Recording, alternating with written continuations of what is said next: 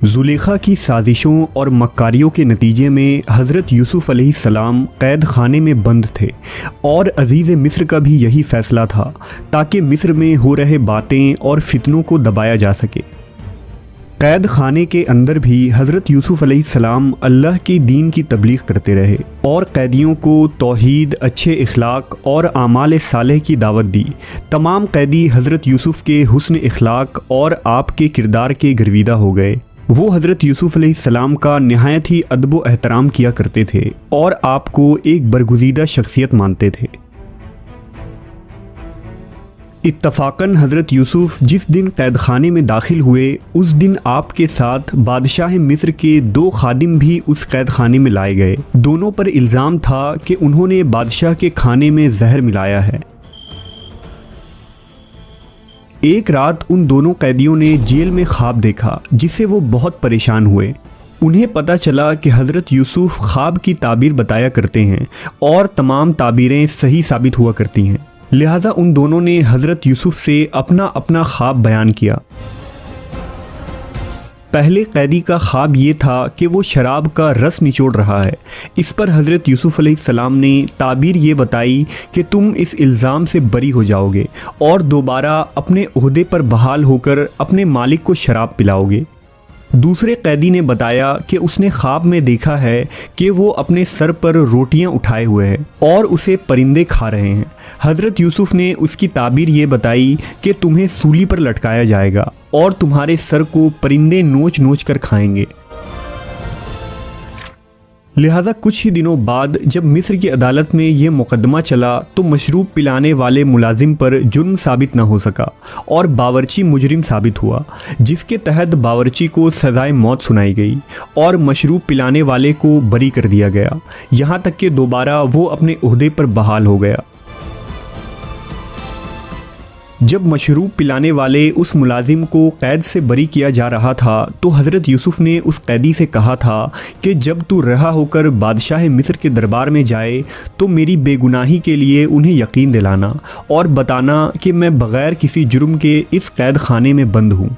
लेकिन कैद खाने से रिहा होने के बाद वो खादिम हज़रत यूसुफ़ से किया गया वो वादा भूल गया और हज़रत यूसुफ़ अलैहिस्सलाम 7 बरस तक जेल खाने में यूं ही कैद रहे।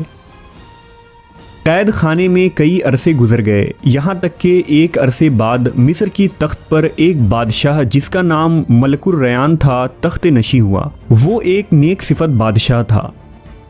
बादशाह ने एक रात एक अजीबो गरीब ख्वाब देखा कि 7 मोटी ताज़ी गायें हैं जिन्हें 7 दुबली पतली गायें निगल रही हैं और फसल की 7 बालें बड़ी हैं और 7 बालें सूखी हैं। बादशाह इस ख्वाब से बहुत परेशान हुआ, लिहाजा उसने तमाम काहिनों को अपने दरबार में जमा किया, उन्हें अपना ख्वाब बयान किया और उनसे इसकी ताबीर पूछी। काहिन भी इस ख्वाब को सुनकर सोच में पड़ गए और गौर व फिक्र के बाद बादशाह को बताया कि ये एक बेमाने ख्वाब है जो आपकी जहनी परेशानी का सबब है। लेकिन बादशाह को यकीन था कि इस ख्वाब में कोई पैगाम ज़रूर पोशीदा है जो खुदावंद की तरफ से उसे बताई जा रही है। इसी दौरान दरबार में मौजूद शराब पिलाने वाले खादिम को हज़रत यूसुफ़ की याद आ गई जिन्होंने जेल में उसे आज़ाद होने की पेशन गोई की थी।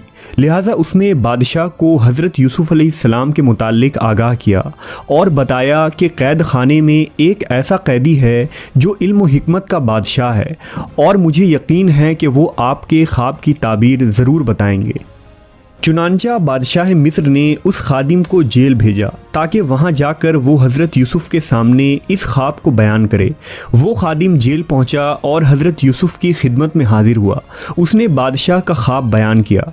इस पर हज़रत यूसुफ़ ने फरमाया कि इस ख्वाब की ताबीर ये है कि 7 साल तुम्हारे मुल्क में खुशहाली रहेगी और 7 साल सख्त कहत साली पड़ेगी, फिर 1 साल खुशहाली आएगी, बारिश बकसरत होगी और फल भी बकसरत पैदा होंगे।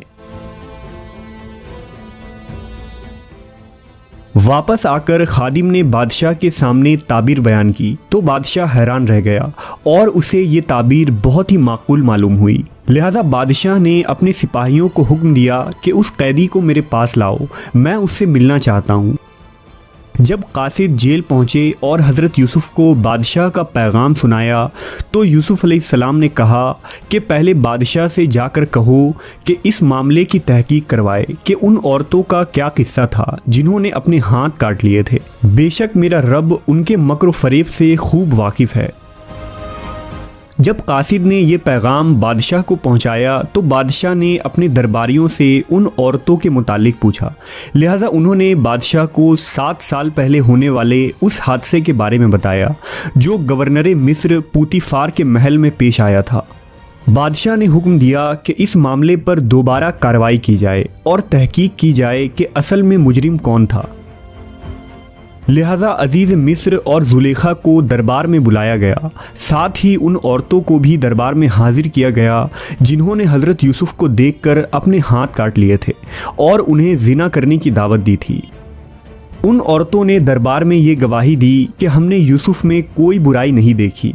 पूतीफार भी सर झुकाए खामोश खड़ा था और फिर जुलेखा ने कहा कि हक़ तो ज़ाहिर हो गया है, मैंने ही उसे वरगलाया था और वो बिल्कुल सच्चा है जिसने कैद खाने में बेकसूर 7 साल गुजार दिए। अब अहले मिस्र के सामने हज़रत यूसुफ अलैहिस्सलाम की बेगुनाही साफ़ हो चुकी थी। लिहाजा बादशाह ने हुक्म दिया कि पूरी इज़्ज़त व तकरीम के साथ यूसुफ को कैद खाने से शाही महल लाया जाए।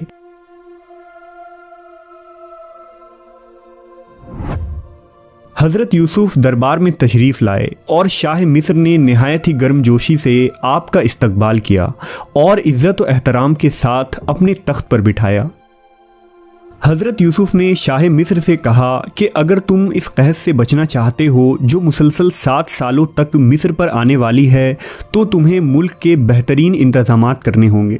हज़रत यूसुफ ने बादशाह को ये मशवरा दिया कि कहत से बचने के लिए गल्ला जमा करवाइए और 7 सालों तक कसरत से मिस्र में काश्तकारी की जाए ताकि तमाम अनाज को महफूज की जा सके और कहत के दिनों में उन ज़ख़ीरों से आवाम में मुफ्त गल्ला तकसीम किया जाए।